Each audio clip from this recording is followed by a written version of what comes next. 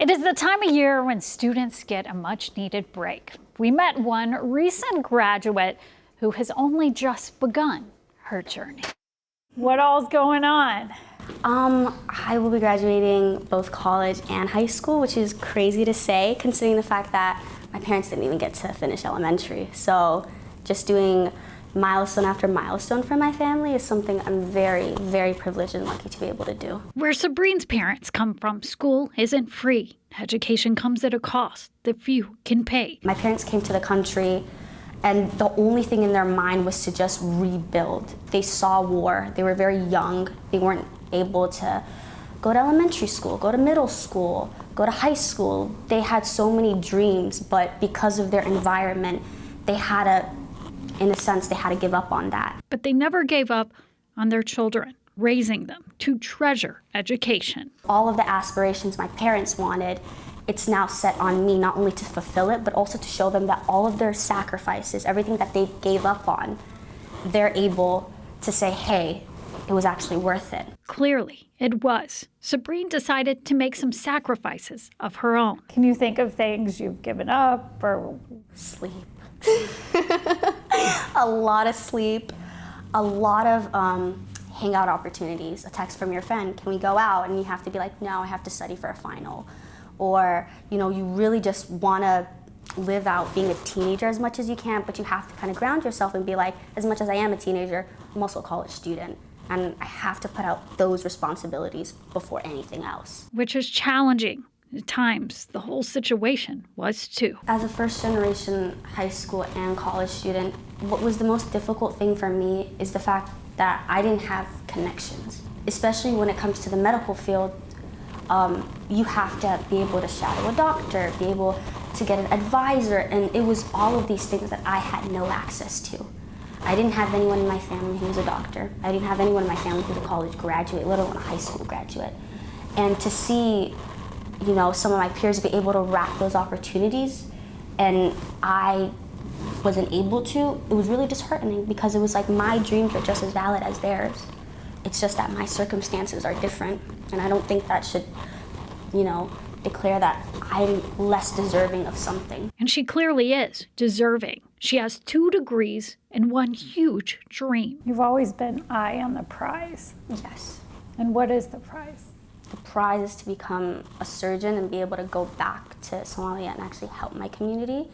We have a lot of healthcare disparities where I'm from, and so it's kind of up to the newer generation that has the opportunity to not only be able to become educated, but also be able to reach out to other people, learn from new people, gain new perspectives, and go back to our country and fix it, because it's the youth that, help the country rebuild it and save lives. So that's the goal.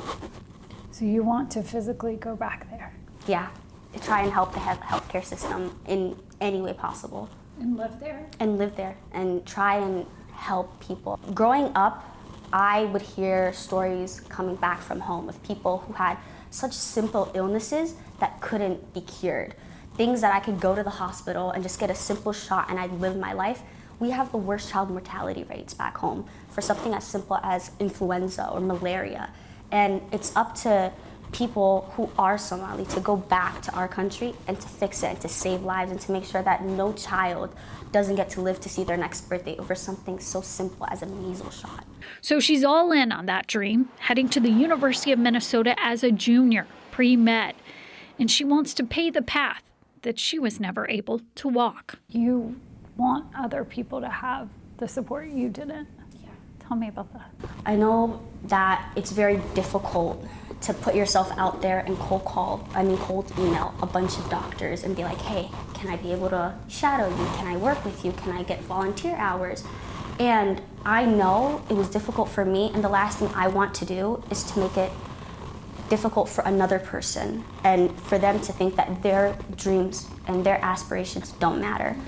And so what I really want to do is create a nonprofit to make it easier for first-generation high school students who are interested in STEM or medicine to be able to pursue their dreams and be able to connect them with doctors, with engineers, with scientists, with people that they hope one day to be like. So she'll keep working for those who came after her and those who came before her. There's a Somali saying where basically your parents are your back, they're your shoulders, they're your legs, they're your eyes, and they're your heart.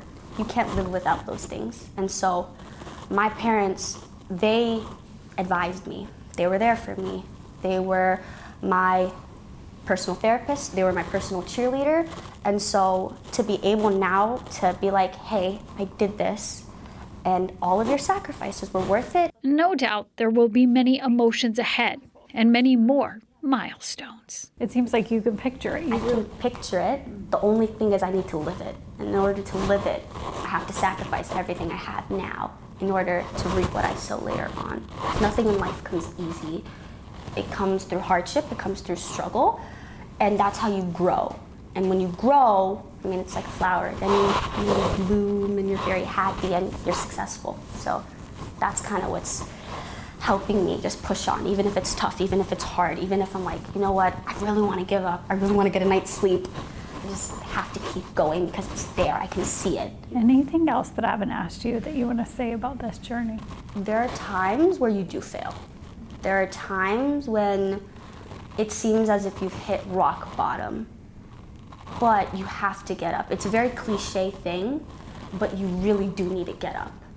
Everyone will fail at one point in life. I've had so many times where I've gotten a bad grade, I've had to redo things, I felt very insecure, and you have to be able to muster up what very little strength that may be there to push yourself back up. Because once you do so, in a year's time, you'll look back and you'll be like, I can't imagine I really thought something so small was worth giving up everything that I hoped for.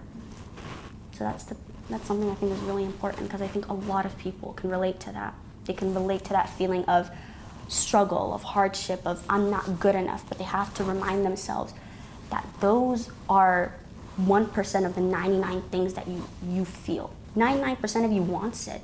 You can't let that 1% get to you and stop you from fulfilling your dreams. Sabine, I believe you'll do anything you want to do. Hopefully. Sabine graduated simultaneously with an Associates of Liberal Arts and Sciences from Anoka Ramsey Community College and High School. She got that diploma from Irondale High School. Up next, her Bachelor of Human Physiology and a Bachelor of Public Health from the University of Minnesota Twin Cities. And as you heard, she is on the pre-med track. We'll have to follow her journey.